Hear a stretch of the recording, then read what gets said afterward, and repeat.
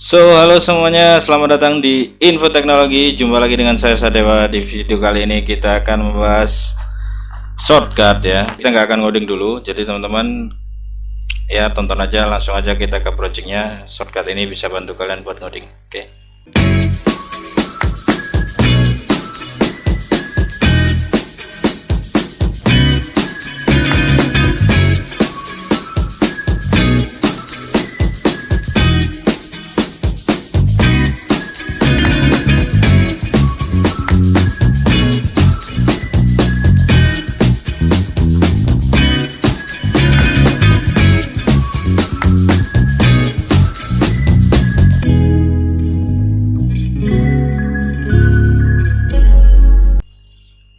Nah, kita langsung aja ke projectnya.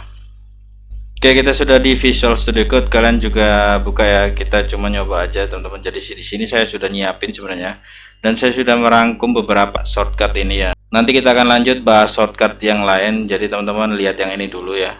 Sementara yang menurut saya worth it banget untuk kalian ngoding itu ini ya.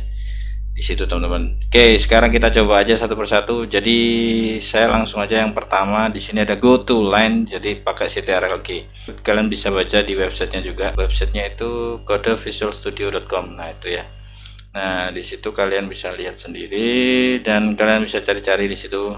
Dan mungkin saya akan bahas yang lain-lain ya. Tapi kali ini saya akan bahas dikit aja tentang shortcutnya, dan nanti kita lanjut di video selanjutnya mungkin tentang shortcut yang bisa bantu kalian ngoding ya gitu. Oh ya, go to line maksudnya pindah ke line berapa gitu ya. Kita coba sekarang di go to line. Jadi ini saya kecilkan dulu, kita Ctrl G. Oke, kayak gini ya. Jadi go to line itu berarti go to line ctrl-G atau go to line tadi bisa nganterin kalian di baris ke berapa. Misalnya kita baris ke 1455 gitu ya. Wih, nggak ada cuy, jadi 161 ya. Wah kayak gini tuh ya kan, kita dianterin di baris ini, jadi langsung ya, jadi bisa loncat-loncat gitu ya. Misalnya baris 23. Wah ini harus hafal pak, keren banget cuy. Oke, itu ctrl-G ya. Jadi kalian bisa pakai ini untuk mencari kode yang salah ya. Menurut kalian salah, kalian langsung aja pakai Ctrl sama G, dan itu kalian bisa lihat barisnya di mana ya kan, dan bisa mempercepat kalian ngodingnya juga ya. Jadi barisnya sampai berapa kalian bisa hitung sendiri nanti kalau kalian ngoding.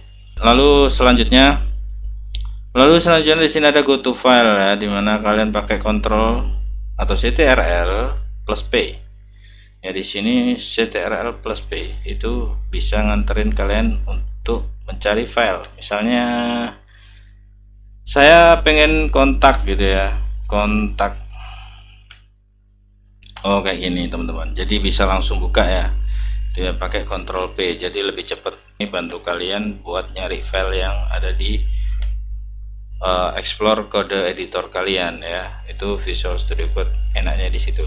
Setelah ada ctrl-P, ada go back. Di sini pakai alt plus left ya. Jadi go back itu intinya dia mainnya yang sebelumnya ya gitu ya. Jadi mainnya gitu. Jadi geser-geser tanpa mouse gitu loh ya.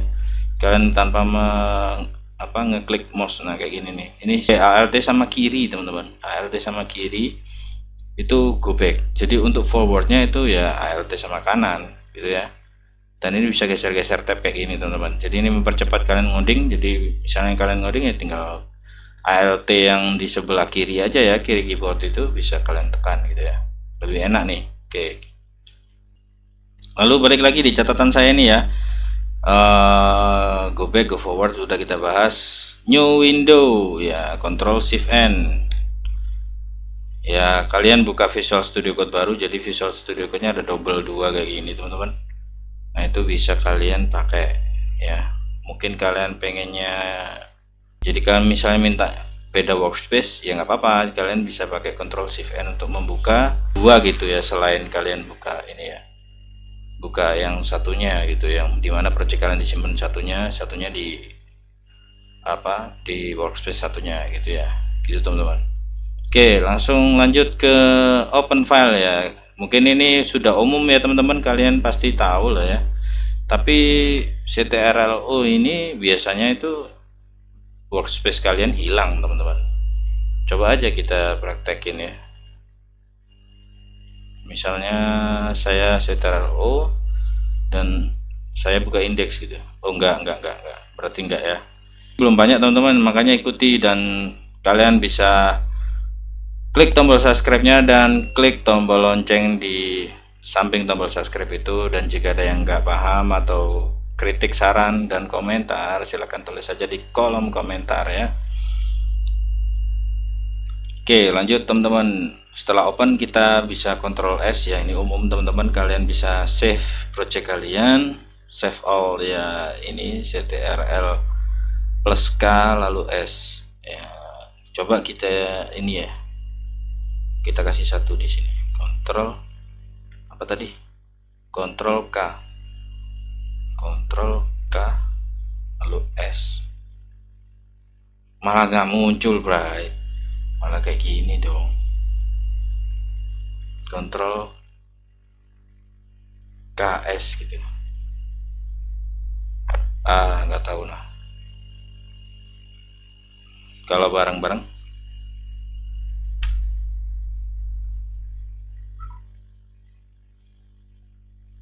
Mungkin oh iya, bareng-bareng teman-teman. Jadi misalnya ini,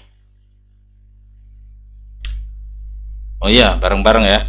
Jadi apa, kalian Ctrl S, Ctrl K sama S itu bareng ya. Jadi dua, kalau kalian satu-satu munculnya keyboard shortcut. Nah kayak gitu ya.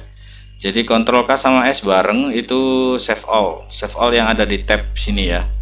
Itu teman-teman. Lalu save as-nya itu CTRL Shift sama S ya, save as. Oke, file baru yang belum di save ya.